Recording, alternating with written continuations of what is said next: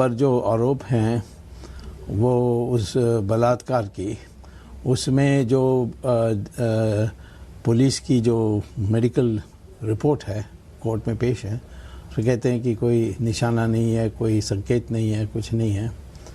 और जिसने आरोप लगाया वो उसके लिए साक्षी में या सपोर्टिंग विटनेस के दृष्टि से कोई नहीं है। तो जब जयललिता को दंडित होने के बाद बेल मिलती है और लालू को दंडित होने के बाद बेल मिलती है, तो इनको जब सारी कारोबार जो होना है, विटनेसेस का पूछताछ, ये सब होने के बाद इनको क्यों नहीं बेल मिला? नहीं, लेकिन जयललिता वगैरह पे भ्रष्टाचार के आरोप पे इनके ऊपर बहुत सीरियस एलिगेशन लगा है बलात्कार का, और आपकी जो इमेज है काफ़ी क्लीन और क्लियर पॉलिटिशियन की है। ऐसे में अगर आप उनका केस लड़ते हो तो आपको नहीं लगता कि आपकी इमेज के ऊपर इसका इफेक्ट होगा? आरोप के आधार पर तो मैं नहीं जाता, आरोप तो 1000 लगते हैं। आरोप आरएसएस पर लगती है कि उन्होंने महात्मा गांधी की हत्या की, कांग्रेस वाले करते रहते हैं, उसमें इतना सरासर झूठ है। कई लोगों को, जैसे जयप्रकाश नारायण के बारे कहा था कि उन्होंने सेना को विद्रोह करने के लिए आह्वान किया, तो उससे सरासर झूठ था। तो आरोप पर तो नहीं ना जा सकता, आरोप तो सब पर लगते हैं और लगाना बहुत आसान है। सवाल है कि आधार क्या है, और उस आधार के अनुसार मैं कह सकता हूँ कि इस केस में कोई दम नहीं है। आपको लगता है वो निर्दोष है? इस विषय में तो मुझे लगता है कि इनको निर्दोष और बरी करना ही पड़ेगा, क्योंकि कहाँ मेडिकल रिपोर्ट है, कहाँ है विटनेसेस जिन्होंने इसको देखा। और लड़की है छिंदवाड़ा, एफआईआर रजिस्टर होती है दिल्ली में, कहती है घटना हुई 5 दिन पहले जोधपुर में, तुरंत नहीं गई, 5 दिन के बाद। ये सारी चीज़ों को कुल मिलाकर देखने से, एक संत हैं, इनके बड़े व्यापक भक्त लोग हैं सारी दुनिया में, तो इनका बदनामी करना है तो बड़े गंभीरता से विचार करनी चाहिए। और भ्रष्टाचार का आरोप कोई बलात्कार से कम नहीं है। ये कहना कि वो भ्रष्टाचार तो ठीक है, मामूली है, ये तो मैं समझता हूँ कि हमारी मंशा में कोई नुक्स है। लेकिन आपको नहीं लगता कि आपकी इमेज पे इफेक्ट आएगा अगर आप उनका केस लड़ोगे तो? मैं तो कभी इमेज के लिए परवाह नहीं की।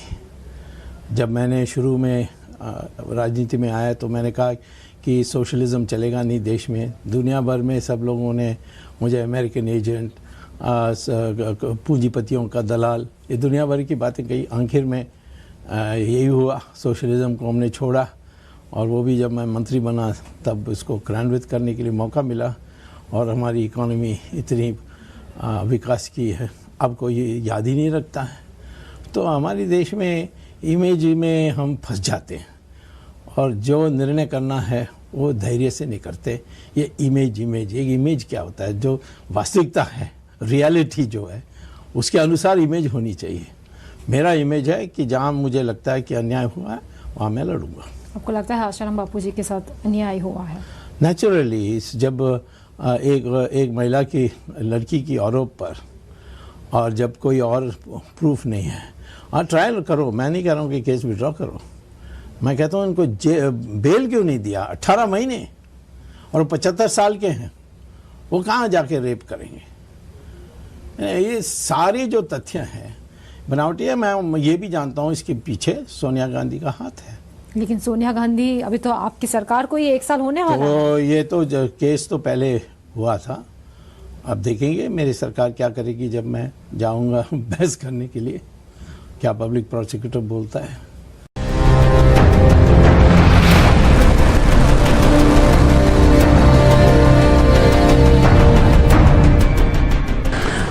एक जो नए चीज में आप दिखाई दे रहे हैं, वो आप एक लॉयर की भूमिका में दिखाई दे जाते हैं बिल्कुल, और आप बार बार जाके डिफेंड कर रहे हैं। इस पर काफी आलोचना भी होती है, क्यों कर रहे हैं आप ऐसा? कौन आलोचना कर रहा है? सब तो मेरी जय-जयकार। ये जो आप आसाराम के पास चले जाते हैं। आसाराम का तो मैंने बेल के लिए गया हूँ। आसाराम को जेल में डालने के कारण है कि उन्होंने धर्म परिवर्तन पर उन्होंने डट के विरोध किया। कई लोगों का दोबारा उन्होंने घर वापसी के। पर स्वामी जी, आप मान रहे हैं कि उसमें जो कई गवाह हैं वो मारे जा रहे हैं, एक के बाद एक मारे जा रहे हैं, लोग एक ही तरीके से मारे जा रहे हैं, और मतलब बहुत ही ऐसा केस है जिस पर इतना ज़्यादा लोगों की निगाह है। फिर आप क्यों जाते हैं ऐसी जगह? ये स्वामी क्यों नहीं लोगों को समझ में देखिए, आते? मैं तो अपना मन टेलीविज़न देख के बताता नहीं हूँ, बिल्कुल नहीं। मैं रिकॉर्ड्स को देखता हूँ।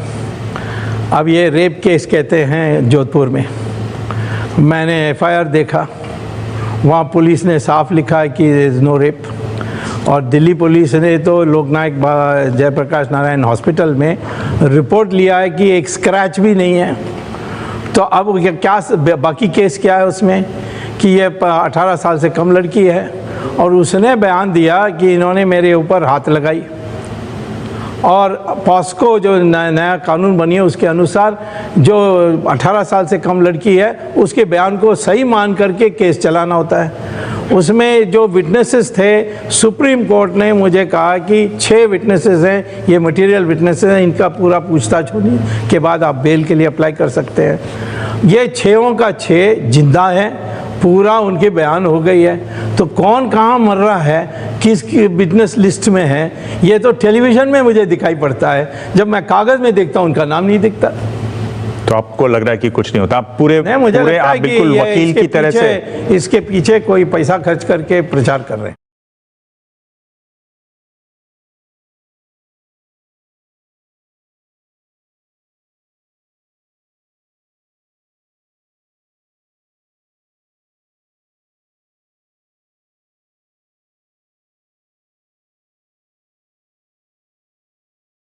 लेकिन आज के इंटरव्यू में कुछ उन सवालों को पूछना जरूरी है क्योंकि बहुत लोगों ने पूछे हैं, जिसमें एक सवाल आसाराम बापू को लेकर है कि आगे क्या। देखिए, आसाराम बापू को जेल में डाला है एक एफआईआर में, जिसमें प्रचार हुई है कि रेप का चार्ज है। मैंने वो एफआईआर देखा। वो एफआईआर जोधपुर में जहाँ ये कांड हुई वहाँ नहीं रजिस्टर हुआ, वो दिल्ली के सरोजनी नगर में रजिस्टर हुआ। पर यहाँ भी पुलिस वालों को किसी ने दबाव डाला होगा, तो अपने बचाव के लिए उन्होंने उसको लोकनायक जयप्रकाश नारायण हॉस्पिटल में भेजकर जांच करा दी। जांच में लिखा है कि एक भी स्क्रैच नहीं है। रेप की बात छोड़िए। और जो वहाँ का एसएसपी था उसने भी कहा कि रेप का आरोपी नहीं है। आरोपी नहीं है, वो बात सही है, मैंने एफआईआर पढ़ी है। और फिर उन्होंने एक झूठा सर्टिफिकेट बना के उसको नाबालिगा बना दी, जबकि बालिग होने के सर्टिफिकेट भी मिल रहे हैं। बिल्कुल। और उसका वो कहते हैं ट्रायल तो होता ही नहीं है। अच्छा, जिस आरोप के लिए 3 साल सजा हो सकती है, उसमें 2.5 साल तो उनको जेल में हो रहे हैं। 77 के हैं, 77 साल के लिए। अरे तो वो जयललिता को छूट मिल सकती है। नहीं, जयललिता छोड़िए, लेकिन जयललिता छोड़िए, मैं कहता हूँ कि तरुण तेजपाल, उसका तो क्लोज सर्किट टीवी ने सब बता दिया। उसको 3 महीने में दे दिया। इनका अब 2 साल से ज्यादा हो गया, 2.5 साल हो गया। तो ये इसके पीछे मैं बता रहा हूँ सब सोनिया गांधी के कहने पर गहलोत ने इस केस को किया। लेकिन फिर तो आप तो दोनों जगह आपकी सरकार है, आप उसमें डेयरिंग करने में क्या हर्ज है? वसुंधरा वो तो डरपोक है, उससे मैंने कहा भी व्हाट इज दिस नॉनसेंस जो हो रहा है। और तुम्हारा जो वहाँ जो लड़की का जो वकील है उसके नाम पर रेप चार्ज है, असली रेप चार्ज। अच्छा, हाँ, मैंने कहा ये क्या हो रहा है? अच्छा, ये बेल मांग रहा हूँ मैं बेल, मैं तो नहीं कह रहा हूँ कि इसको छोड़ दो, इसका केस वापस कर लो। बेल में क्या प्रॉब्लम है? तो पब्लिक प्रोसिक्यूटर अनाप शनाप की बात करता है वहाँ। इसीलिए इसके पीछे साजिश ये है कि ये क्रिश्चियन लॉबी बहुत बड़े पैमाने पर सब लगे हुए हैं, खूब पैसा खर्च कर रहे हैं। ऐसे केसेस कई राज्यों में चल रहे हैं। नहीं, मैं अर्थशास्त्री हूँ भाई, मुझे स्वामी जी बहुत सारी बातें ऐसी आती हैं कि कानूनी व्यवस्था पे अगर हम बात करते थे 67% जो आज लोग कैद हैं यहाँ पर, तो वहाँ पर उनके पूरे केस पड़े हैं पेंडिंग। आज देश में इतने बड़े हालात हैं पेंडिंग, तो क्या हमारे भारत में जो कानून नहीं है जी, जजेस 5500 सीटें खाली पड़ी हैं सर जजेस की। यहाँ वही तो असली बात है। जी स्वामी जी, पॉस्को एक्ट पे आपने जो बात की थी, कुछ ऐसी बातें आई हैं पूरे, अगर विश्व का हम आकलन करते हैं तो ऐसे खतरनाक कानून हम बोल दें कि एक तरफा जो बात होती है एक तरफा चले जाते हैं भारत में। मैं जानता हूँ, बट मैं कितना कर सकता हूँ। एक ये जो सेक्शन 19 के लिए एक जज ने मुझे कहा कि मैं डिवोर्स केस कर रही हूँ, वो महिला जज थी और पत्नी कहती है कि मुझे ऐसा पीटा वैसा पीटा, हाँ, और मैं फिर उस पॉक्सो एक्ट के अनुसार मुझे जाकर पुलिस को बताना होता है और नहीं बताऊंगा तो मेरे ऊपर केस होती है, तो उसको अमेंड करने के लिए मैंने कई संत और भारत के करोड़ों लोग भी आपकी तरफ जुड़े हुए हैं, बातें करते हैं। पॉस्को एक्ट के तहत जो काफ़ी बातें, संत आसाराम जी बापू के विषय में ही बात आती है, लोग उम्मीद चाहते हैं क्या इसमें बदलाव होगा या भविष्य में ऐसे कानून के तहत यूँ शिकार होते हैं? मेरे हाथ में होता तो मैं कर देता, बट मेरे हाथ में नहीं है, मैं किसी और को समझाना होता है, इसमें टाइम लगता है भाई जी। लोग अब कानून मंत्री को मैं बोलूँगा, कहते हाँ हाँ सोचेंगे, उसके बाद होता नहीं है, मैं क्या करूँ, मैं कानून मंत्री होता तो बदल देता। जी जी, बहुत बहुत धन्यवाद स्वामी। डॉक्टर सुब्रमण्यम स्वामी से जिस तरीके से हमारी बात हुई, जो हमने बातें रखी पॉक्सो एक्ट के बारे में कि भारत देश में जो एक तरफा कानून, ऐसा विश्व में भी कानून नहीं देखा जाता है, इस तमाम बातों को हमने उनके सामने रखा। उन्होंने जो बातें कही कि अगर मेरे पास अधिकार होता तो मैं इसके हाल के हाल इसको बदलता, कहीं ना कहीं मैं बात आगे पहुंचाऊंगा और इस कानून पर जल्दी से कार्रवाई होना चाहिए। जो एक तरफा कानून, जो पूरे विश्व में भी ऐसे कानून नहीं है, जो भारत में इस तरीके से कानून बनाए गए हैं और उसका शिकार आम जनता हो रही है और यहाँ तक कि बड़े बड़े संत भी इसके शिकार में, संत आसाराम जी बापू का भी नाम आता है, वो शिकार हुए हैं। करोड़ों लोग इस पर आवाज़ उठा रहे हैं। अंतर्राष्ट्रीय महिला दिवस आ रहा है और महिला दिवस के अवसर पर हमने जो बातें डॉक्टर सुब्रमण्यम स्वामी के सामने रखी, कहीं ना कहीं एक बहुत ही गंभीर सब्जेक्ट है और स्वामी जी ने जो हमारे सामने बातें की कि हम इस पर जल्द ही कार्रवाई करेंगे, हम आगे और भी इस बात को मंत्रालय में रखेंगे, इस कानून का खंडन होना चाहिए। कहीं ना कहीं ऐसे कानून एक तरफा जो जाते हैं और इसकी आड़ में बहुत सारे षड्यंत्रकारी षड्यंत्र कर लेते हैं और निर्दोष लोगों को जेल में डाल देते हैं। आसाराम बापू ने सीधे सोनिया गांधी और राहुल गांधी पर निशाना साधा है। मां बेटे के इशारे पर साजिश रची गई है, ये कहा है आसाराम बापू ने। आपको बता दें, इससे पहले उमा भारती ने इस तरफ इशारा किया था और ये सवाल एबीपी न्यूज ने पूछा भी था आसाराम बापू से। जब आसाराम बापू पहली बार एबीपी न्यूज पर आए थे पूरे विवाद के बाद, तब आसाराम बापू ने कहा था कि 4.5 साल से साजिश रची जा रही है, लेकिन नाम नहीं ले रहे थे। लेकिन आज उन्होंने बोल दिया, मां बेटे के इशारे पर साजिश। वो चले गए हैं। तो क्या एक तरह से प्रताड़ना ही समझे आपके परिवार को, आप मानते हैं? बिल्कुल है, परिवार को नहीं, मेरे भक्तों को, सारे भक्तों को प्रताड़ना है। अब और क्या आपको बताऊं, मैं किसी पार्टी का विरोध नहीं करना चाहता हूं, लेकिन मेरे को लोग बताते हैं कि मैडम के इशारे से उनके सुपुत्र के ये सब हो रहा है। मैं क्या, ठीक है भाई, करने दो जो भी करते हैं। अगले 4.5 सालों से धर्मांतरण वालों को इनका ही सपोर्ट है, ऐसा लोग बताते हैं, लेकिन मैं तो चाहूंगा भगवान सबका मंगल करे। इस घटना के बाद आप और समय मांगेंगे, जैसे कहा जा रहा था 19 तक समय मांगा है आपने, अब और समय मांगेंगे आप? अब समय मैं नहीं मांगूंगा, मैं तो तैयार हूँ। मैंने तो पहले कहा था मैं जेल जाऊंगा, तो वहाँ भी वैंकुट है मेरे लिए। फिर जब ये साजिश है मैंने सुनी, तो मैंने सोचा ये साजिश के तहत भेजेंगे और कुछ खिलाने पिलाने में ब्रेन ऐसा वैसा कर देंगे तो मैं अन्न जल छोड़ दूंगा, ऐसा मैंने अपना मन बना के रखा था। ये बात मैंने किसी को कह दिया तो वो मीडिया में आ गई। तो आप समय नहीं मांगे, जैसा मतलब क्या सरेंडर कर सकते हैं आप? पेश हो जाएंगे या सरेंडर कर सकते हैं, जैसा उनका मानना है कि आप स्वयं आ जाए? नहीं, मेरे को साधु समाज बहुत प्रेशर डाल रहा है, बाबू आप आज्ञा करो, हम इतने साधु हैं, इतने। कल भी उधर बहुत साधु आए थे, आज भी मेरे साथ वो संत लोग चल पड़े थे, सूरत से बम्बई से मेरे साथ आ रहे थे इधर। मैंने कहा नहीं, ये तुम लोग अभी दिल्ली चले जाओ। लेकिन सोनिया गांधी पर आप सीधा आरोप लगा रहे हैं, तो आप नहीं, मैं किसी पे आरोप नहीं लगाता हूँ, मैं आरोप किसी पे नहीं लगाता हूँ। मैंने जो सुना तो वो मैं बता रहा हूँ, जो आप पीछे लग रहे हैं ना, इसलिए मैं बता रहा हूँ। और दूसरे लोग आपके बचाव में रहे? नहीं, कोई मेरे बचाव में नहीं है, गलत बात है। मेरे बचाव में कोई पार्टी नहीं है, आप मुझे सताने की कोशिश मत करिए, मैं फकरी में आ जाऊंगा।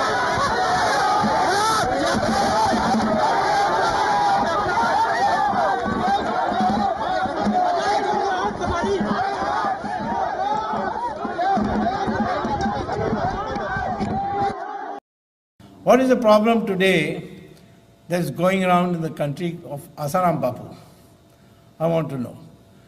I took up his case for bail and what a howl came. How can you take this man? Man has raped a girl, a young girl. Now if you raped a girl, it should show up in the FIR. But there is nothing in the FIR of rape. The police, upon getting a complaint of rape, sent her to the hospital to get a examination done, and that is part of the trial record. The trial record says that the medical report says not a scratch on the girl, no question of rape whatsoever. And yet they say rape. So how is the case continuing?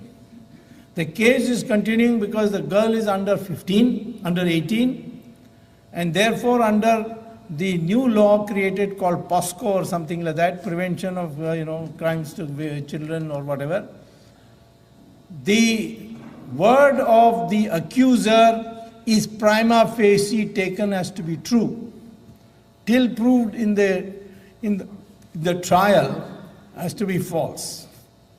So she makes an allegation. She doesn't make an allegation of rape. She only says that he put his hand on me. Was there any witness? No. Did you scream about it? She says yes, but her mother was sitting outside the door, didn't hear it. Of course, her telephone records show she wasn't even there. And that Asaram Bapu was also not there. He was in a marriage 10 kilometers away. And yet, a total orchestration. Rapist. Same thing happened with the Kanchi Shankaracharya. He was held responsible for murder of a priest. And I had to intercede there too. And Miss Jayalalitha did it because Miss Sonia Gandhi told her to do it. And she doesn't have the nerve to stand up because she's done so much corruption. Any central government can control her. So, I'm saying these are the techniques to delegitimize you. And the goal is, don't let the Hindus unite. That's the goal. ये हैं doctor हीरा तापड़िया, जो कई बड़े बड़े संस्थानों में aura के विषय में लेक्चर दे चुके हैं और सम्मानित भी हुए हैं। डॉक्टर तापड़िया के अनुसार संत श्री आसाराम जी बापू के ऑरा का अध्ययन तो चौंकाने वाला रहा। डॉक्टर तापड़िया ने तो ये अध्ययन अब किया है, लेकिन बापू जी के भक्तों को इस बात का आभास बरसों से हो रहा है। तभी तो बापू जी के आने की खबर सुनते ही भक्तों का विशाल सैलाब हाजिर हो जाता है और पूरा का पूरा पंडाल हरिओम हरिओम की गूंज से गूंज उठता है।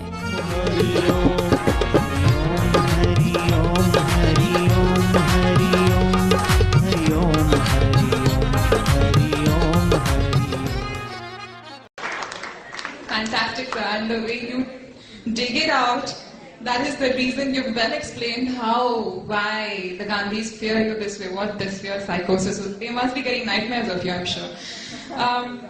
Popular TV anchors screaming out their lungs at the news hour debate, at others. When Dr. Swami comes on the screen, he hushes up. We see Dr. Swami with his pleasant and smiling grin, always. That was my introduction to him. The moment I saw him, I was like, who's the smiling face? You know, he's always cool and happy. How do you handle the stress while someone's trying his best to agitate you? Well, see, I've been a professor, and when I get a dumb student, I have to suffer it. All these anchors, they are keen to become, raise what they call as TRPs, and one of the ways is to provoke the other side to do something foolish.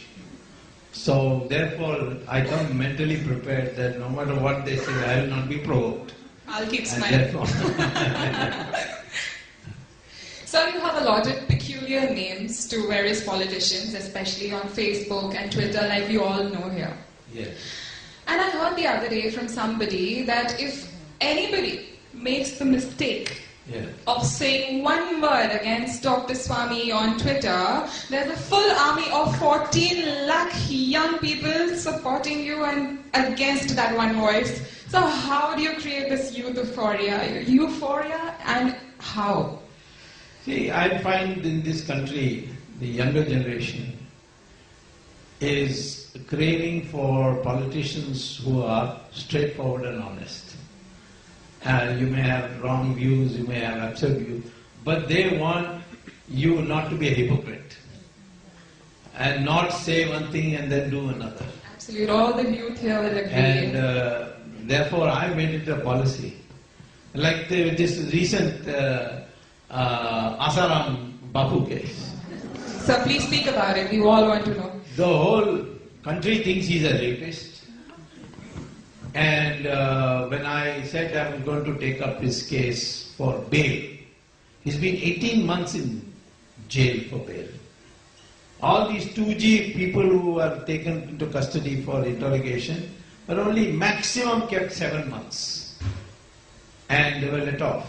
And Supreme Court has many times said, bail is the rule and jail is the exception.